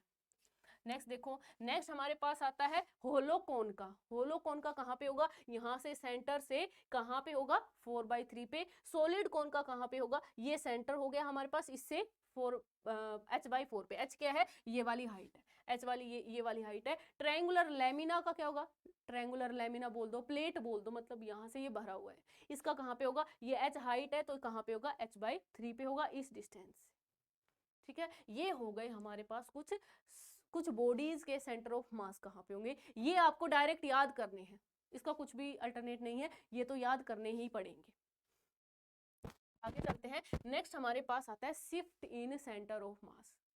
सेंटर ऑफ मास अगर कुछ शिफ्ट हो जाए, जैसे हमने क्या पढ़ा है, हमने पढ़ा है जो RCOM होता है वो किसके इक्वल होता है, m1r1 plus m2r2 divided by m1 plus m। इसको हमने डिफ्रेंशिएट कर दिया, क्या कर दो, इसको डिफ्रेंशिएट कर दो, क्या आ जाएगा, DRCOM इज इक्वल टू कितना आ जाएगा, m1 dr plus m2 dr2 ये divided by m1 plus m2। अब ये बोले कि सेंटर ऑफ मास हमने 2 शिफ्ट कर दिया, 3 शिफ्ट कर दिया, या शिफ्ट ही नहीं किया, कुछ भी क्वेश्चन में आए ये वाला लगा देंगे, सिंपल सा है, कुछ भी नहीं है, हमने इसका डिफरेंशिएशन किया, ये आ गया, बस शिफ्टिंग यही हो गई। जैसे एक क्वेश्चन करते, जैसे हमारे पास दिया हुआ है, if 6 kg is moved 2 metre towards right. एक हमारे पास एक मास है 6 kg का, ठीक है, 6 kg का मास है, by what distance 2 kg has to be moved so that centre of mass remains at initial position. एक 6 kg का मास है और एक हमारे पास है 2 kg का मास है, ठीक है। इनिशियली इन दोनों का सेंटर ऑफ मास कहीं यहीं पे होगा, हमें नहीं पता कहाँ पे था, यहाँ पे हमने मान लिया। अब ये कह रहा है 6 kg कितना मूव कर गया, 2 मीटर मूव कर गया, और 2 kg है वो कितना, हमें बताना है कि कितना मूव कर जाएगा कि सेंटर ऑफ मास यहीं पे रही। 6 kg तो 2 मीटर मूव कर गया, हमें बताना है कि 2 kg कितना मूव करे कि सेंटर ऑफ मास वहीं पे रहे। ठीक है, चलो करते हैं। तो हमने क्या देखा था, dr किसके इक्वल आया था, हमारे पास आया था m1 dr1 plus m2 dr2 divided by m1 plus m2। dr ये सेंटर ऑफ मास का था, सेंटर ऑफ मास बिल्कुल भी शिफ्ट नहीं हुआ, इसने बोला है centre of mass remains at initial position, मतलब कहाँ हो गया, 0 हो गया। अगर ये बोलता centre of mass 2 metre move कर जाए तो हम 2 लिख देते, कुछ भी बोलता वो हम लिख देते। m1 की वैल्यू 6 है, dr1 कितना मूव किया है, 6 kg 2 मीटर मूव किया है। dr2 कितना मूव करना चाहिए, 2 kg कितना मूव करेगा, कितना मूव करना चाहिए, बताओ कितना मूव करना चाहिए, dr2 कितना मूव करना चाहिए, हमने मान लिया कि वो x मूव कर जाएगा, ठीक है, हमने मान लिया जो 2 kg है वो कितना मूव कर जाएगा, x मूव कर जाएगा, divided by m1 plus m2, लिखो चाहे मत लिखो, इधर 0 है, लिख देते हैं, चलो ये हो गया हमारे पास 6 + 2, तो कितना आ गया ये 0, 12 minus 12 + 2x is equal to 0, x की वैल्यू आ गई हमारे पास 6 मीटर में है, सेंटीमीटर में है, मीटर में है तो 6 मीटर मूव कर जाएगा, -6। अगर 6 kg इधर मूव कर रहा है, देखो अगर हम लॉजिकली भी है ये बात, देखो 6 kg इधर मूव कर गया 2 मीटर, ठीक है, तो सेंटर ऑफ मास है वो यहाँ यहीं रहेगा, नहीं, सेंटर ऑफ मास को यहीं रहने के लिए 2 kg, अगर 2 kg को भी इधर मूव करना पड़ेगा, अगर 2 kg उधर मूव कर जाएगा तो सेंटर ऑफ मास तो शिफ्ट हो जाएगा, अगर सेंटर ऑफ मास को यहीं रखना है तो 2 kg को भी इधर मूव करना पड़ेगा, इधर ये इसलिए ये माइनस आया है। चलो ठीक है, चलो नेक्स्ट करते हैं। नेक्स्ट हमारे पास आता है motion of centre of mass. Motion of centre of मास में क्या आता है कि सेंटर, अभी तक हमने पढ़ा है शिफ्टिंग पढ़ ली, सेंटर ऑफ मास कहाँ पे लाई करता है। अब पढ़ते हैं, वैसे तो हमने देख लिया है फॉर्मूले क्या है। जैसे हमने आरसीएम देखा था, कितना आता है RCM m1r1 plus m2r2 divided by m1 plus m2 n particles के लिए ये आ गया। इसको डिफरेंशिएट करने के बाद वेलोसिटी निकल के आ गई, ये निकल के आ गई, ठीक है। इसको और डिफरेंशिएट कर दिया तो एक्सेलरेशन निकल के आ गई, ये निकल के आ गई। इतना हमने देख लिया था। अब मैंने क्या किया, इस पूरी टर्म को मैंने इधर लेके आ गई। क्या आ गया हमारे पास, m1 plus m2 plus m3 plus up to mn into acceleration of centre of mass किसके इक्वल आ गया, m1 a1 plus m2 a2 plus m3 a3 plus up to mn a n, इसके इक्वल आ गया। अब इसको क्या बोलते हैं, टोटल मास। इसको क्या बोलेंगे, टोटल मास। ये टोटल मास हो गया into acceleration of centre of mass किसके इक्वल आ गया, m1 a1 plus m2 a2 plus m3 a3 plus up to mn a, ये आ गया, ठीक है। ये सब वेक्टर क्वांटिटीज हैं, सारी की सारी वेक्टर क्वांटिटीज हैं। ये mass into acceleration of centre of mass क्या होता है, ये एफ नेट। क्या होता है, एफ नेट होता है ना, स्टार्टिंग में बताया था मैंने। ये क्या हो गया, m1 a1 फोर्स ऑन 1, ये क्या हो गया m2 a2 f2, इसको हमने बोल दिया f3। ऐसे हमारे पास आ गया ये f। तो हमारे पास नेट फोर्स किसके इक्वल आ गया, vector sum of all forces के equal, vector sum of all forces के इक्वल। अगर अब मैंने यहाँ पे ये बोल दिया, अगर मैंने ये बोल दिया हमारे पास जो फोर्स है, नेट फोर्स है वो 0 है। अगर नेट फोर्स 0 है तो क्या इसका मतलब ये है कि F1 F2 ये सारे के सारे 0 हो, नहीं, ये जरूरी तो नहीं है ना। F1 0 हो, F2 0 हो, ये सारे के सारे 0 हो, नहीं, ये बिल्कुल भी मतलब नहीं है। हो भी सकते हैं, नहीं भी हो सकते, है ना। क्या पता कोई पॉजिटिव में हो और कोई नेगेटिव में हो, तो कैंसिल आउट कर रहे हो। तो F नेट 0 है तो इसका मतलब ये बिल्कुल भी नहीं है कि F1 F2 ये सारे 0 है। इसका मतलब क्या है, इसका मतलब क्या है, acceleration of centre of mass क्या है, 0। एक्सेलरेशन ऑफ सेंटर ऑफ मास 0 है, हाँ। एफ नेट 0 है तो एक्सेलरेशन ऑफ सेंटर ऑफ मास 0 है। एक्सेलरेशन ऑफ सेंटर ऑफ मास 0 है, इसका मतलब है velocity of centre of mass क्या होनी चाहिए, कांस्टेंट होनी चाहिए। Velocity of centre of mass क्या है हमारी, कांस्टेंट है, ठीक है। चलो ये वाली चीज बहुत इंपॉर्टेंट है, velocity of centre of mass constant. अब हमारे पास क्या आया था, एक ये आया था velocity of centre of mass कितनी आई थी, m1 v1 plus m2 v2 plus m3 v3 plus up to mn vn divided by m1 plus m2 plus m3 plus up to mn। अब ये नीचे वाली टर्म को मैं इधर लेके, ये वाली चीज क्या है, ये वाली चीज कांस्टेंट है। जब एफ नेट है हमारे पास वो अभी 0 है, तो ये वाली चीज क्या होगी, कांस्टेंट होगी। और इसको इधर लेके आओ, ये वाली चीज भी तो कांस्टेंट है, ये वाली चीज भी तो क्या है, कांस्टेंट है।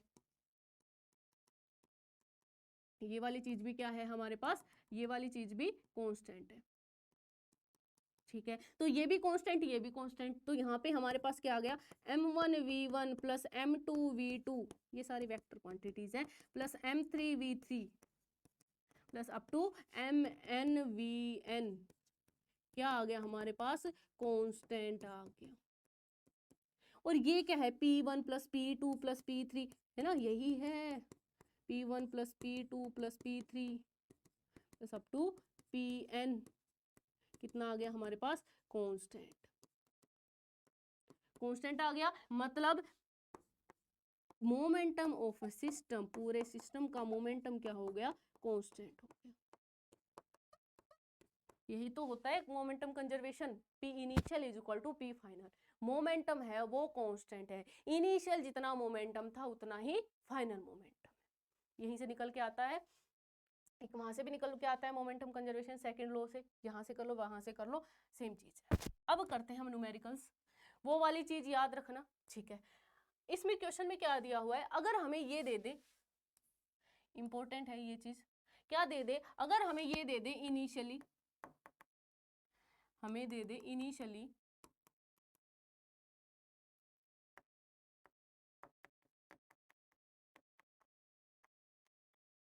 सिस्टम कहाँ पे है? रेस्ट में।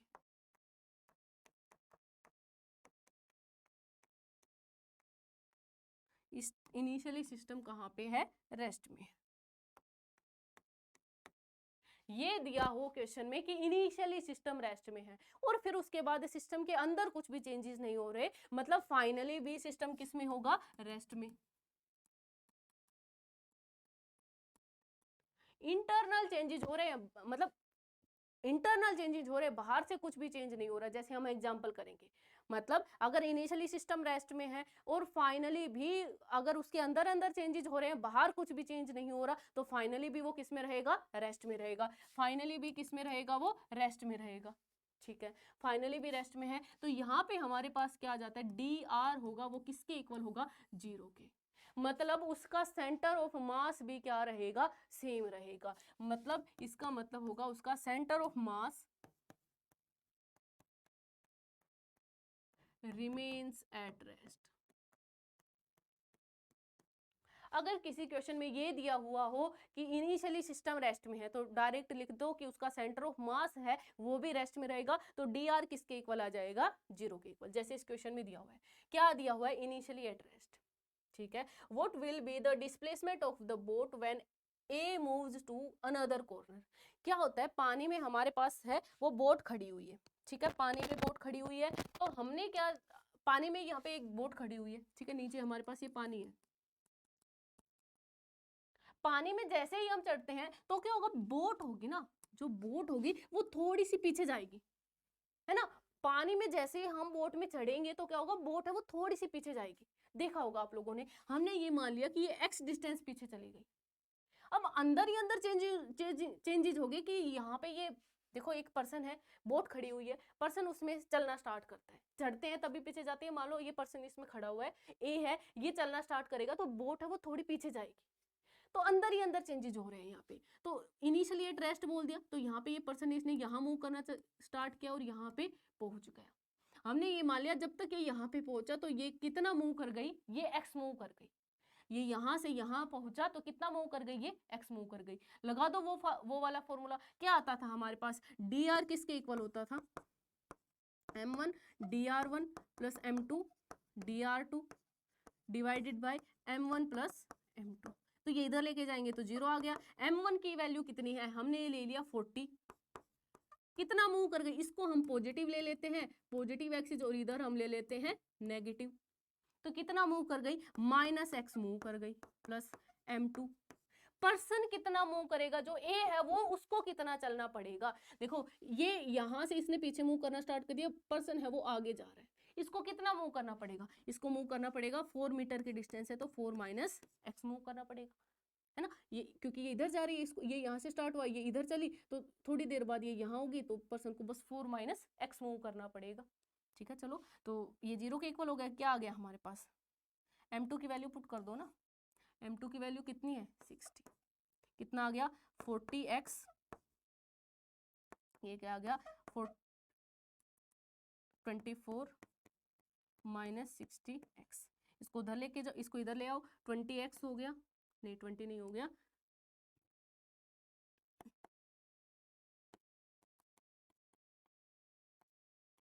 x की वैल्यू आ गई 2.4 मीटर में है, तो कितनी आ गई? 22.4 मीटर। तो बोट है वो कितनी मूव कर जाएगी? 2.4 मीटर। तो ऐसे ही क्वेश्चंस, जैसे ये बोट वाला आ गया, एक प्लैंक वाला आ जाता है कि ये हमारे पास एक प्लैंक है, ये स्मूथ सरफेस पे है, इसके ऊपर यहाँ पे एक पर्सन ने चलना स्टार्ट किया और वो यहाँ से यहाँ पहुंचा, तो उसने वो कितने डिस्टेंस लाई, ऐसे ऐसे कुछ भी पूछ लेगा, है ना। प्लैंक कितनी डिस्टेंस लाई, या फिर ऐसे कुछ कर लोगे ऐसे क्वेश्चंस। ठीक है, चलो आगे चलते हैं। नेक्स्ट आता है हमारे पास, by what distance the balloon shifts downwards when monkey reaches top most point. Monkey है वो बलून को पकड़ के, रस्सी को पकड़ के ऊपर जा रहा है, ठीक है, ये ऊपर जाएगा तो यहाँ पे ये बलून है, ये क्या करेगा? नीचे आएगा। हमने मान लिया ये एक्स डिस्टेंस नीचे आ गया और ये ऊपर जा रहा है। इनिशियली सिस्टम रेस्ट में है, मतलब DRCOM क्या आ गया हमारे पास? 0। DRCOM होता किसके इक्वल है? m1 dr1 plus m2 dr2 divided by m1 plus m2। ये 0 आ गया। m1 की वैल्यू हमारे पास कैपिटल एम बैलून की वैल्यू, ये नीचे आ रहा है तो नीचे वाली डायरेक्शन को हमने नेगेटिव ले लिया, प्लस m2 की वैल्यू स्मॉल m, dr2 कितना आ गया, मंकी देखो यहाँ से चलना स्टार्ट किया, ये यहाँ पे आ चुका होगा तो मंकी को कितनी डिस्टेंस चलनी पड़ेगी, h माइनस x चलनी पड़ेगी, डिवाइडेड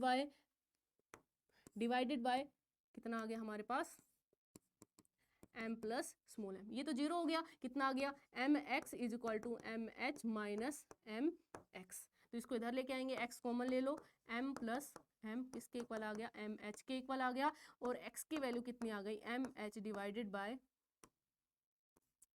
बाय m प्लस, ठीक है। ये इसको कितना आना पड़ेगा बलून को नीचे, ये आना पड़ेगा, वैल्यूज दी हुई है तो हम वैल्यू पुट कर लेंगे। चलो नेक्स्ट देखो, हमारे पास एक वेज का क्वेश्चन है, क्या हो रहा है यहाँ पे हमारे पास एक वेज दे रखा है 10 kg का है, यहाँ से एक हमने ब्लॉक को छोड़ दिया, इस ब्लॉक को छोड़ेंगे तो ये ब्लॉक तो नीचे आएगा और वेज है ये थोड़ा सा पीछे चला जाएगा, ऐसा होगा, वेज से हमने ब्लॉक को छोड़ा तो यहाँ पे क्या होगा, ये ब्लॉक थोड़ा सा पीछे शिफ्ट कर जाएगा, हमने मान लिया ये कितना शिफ्ट कर गया, ये x डिस्टेंस शिफ्ट कर गया, ये वेज है ये कितना शिफ्ट कर गया, ये x डिस्टेंस शिफ्ट कर गया, ठीक है। अब इनिशियली सिस्टम रेस्ट पे है, इनिशियली कहाँ है सिस्टम, इनिशियली सिस्टम है वो रेस्ट पे है, ये भी दे रखा है, तो हमने क्या किया, सिस्टम रेस्ट पे है तो DRCOM किसके इक्वल आ गया, 0 के इक्वल। क्या पूछा है इसमें पूछा है bye what distance will 10 kg block, by what distance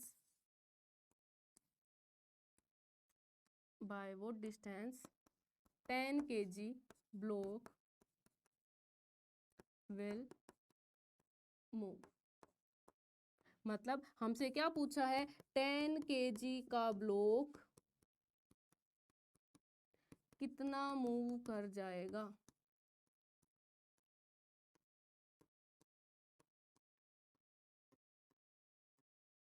कितना मूव कर जाएगा, हमने मान लिया ये x डिस्टेंस मूव कर गया, हमें x की वैल्यू निकालनी, चलो DRCOM 0 हो गया, तो DRCOM हमारे पास होता किसके इक्वल है, ये हमारे पास होता है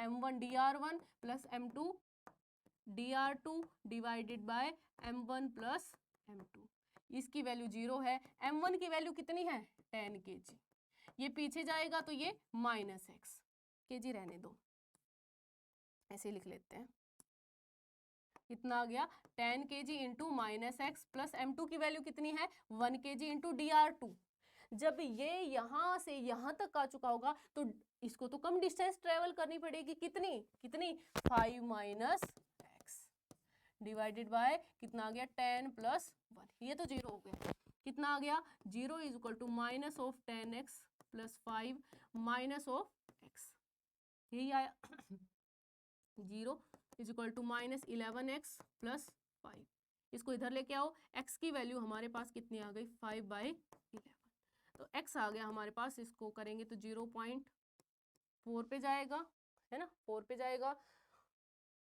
465 पे जाएगा, ठीक है, ये कुछ आ जाएगा इतने मीटर मूव कर जाएगा, ठीक है, ये इतना मीटर मूव कर जाएगा, तो ये हो गए हमारे पास कितना की शिफ्ट हो जाएगा, हमारे पास जो ब्लॉक है वो कितना शिफ्ट हो जाएगा। एक ऐसे भी क्वेश्चन आते हैं हमारे पास इसी टाइप के आएंगे कि जैसे हमारे पास ये बोट हो गई, ठीक है, ये हमारे पास बोट हो गई, एक पर्सन ने इधर से चलना स्टार्ट किया, एक पर्सन ने इधर से चलना स्टार्ट किया, जब ये सेंटर तक पहुंचेंगे तो कितना मूव कर जाएगी ब्लॉक, तो इसमें भी बोट है वो कितना मूव कर जाएगी, इसमें भी निकाल लो, हमने मान लिया ये x मूव कर जाएगी, ठीक है, ये इधर जा रहा है, लेकिन इसमें याद ध्यान क्या रखना है, इनमें इनका ध्यान रखना है कोऑर्डिनेट्स का, पॉजिटिव लेने हैं या नेगेटिव, ठीक है, पॉजिटिव लेने हैं या नेगेटिव, इसमें क्या करोगे बोट है वो इधर मूव करेगी, मतलब ये तो माइनस एक्स लेना पड़ेगा, ठीक है, मान लो ये पूरी की पूरी डिस्टेंस है वो 5 है, कुछ और ले लेते हैं h ले लेते हैं, ये h है, तो ये h/2 चलेगा, ये भी h/2 चलेगा ऐसे क्वेश्चन में, हाँ ये h/2 चलेगा, लेकिन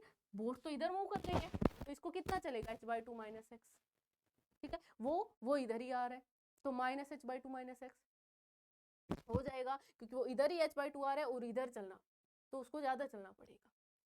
चलो तो ये हो गए हमारे पास क्वेश्चंस हो गए, ठीक है, तो हमारा जो सेंटर ऑफ मास है वो यहाँ पे खत्म होता है। खत्म तो क्या होता है, कितने भी न्यूमेरिकल्स लगाए जाओ, फिजिक्स कभी भी खत्म नहीं हो सकती। तो वैसे भी सेंटर ऑफ मास के जितने भी कंसेप्ट आपके नीट में आते हैं वो हमने कर लिए हैं, जितने भी आते हैं, तो आपके हर एक कंसेप्ट क्लियर हो जाने चाहिए। इसके बाद न्यूमेरिकल्स भी हमने किए हैं, हर एक टॉपिक को हमने टच किया है, पढ़ा भी है अच्छे से, कंसेप्ट भी हर एक किया है। तो चलो अब हम मिलते हैं नेक्स्ट क्लास में, जिसमें हम करने वाले हैं रोटेशनल मोशन, जिससे बच्चों को लगता है डर, लेकिन है भी थोड़ा सा डिफिकल्ट तो है, लेकिन आ जाएगा समझ में, करेंगे तो आएगा ही। तो चलो अब हम मिलते हैं नेक्स्ट क्लास में। ओके, तब तक के लिए क्वेश्चन करते रहिए, खुश रहिए, हंसते रहिए। चलो बाय।